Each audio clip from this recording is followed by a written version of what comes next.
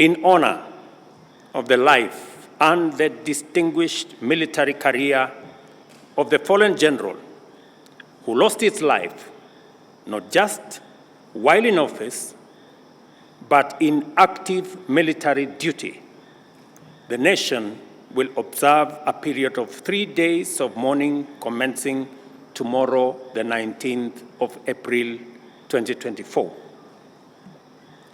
During this time of national mourning, the Kenya flag,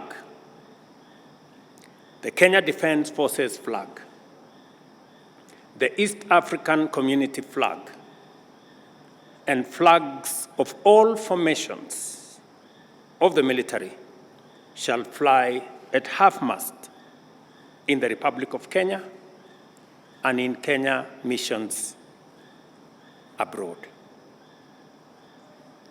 Poleni sana.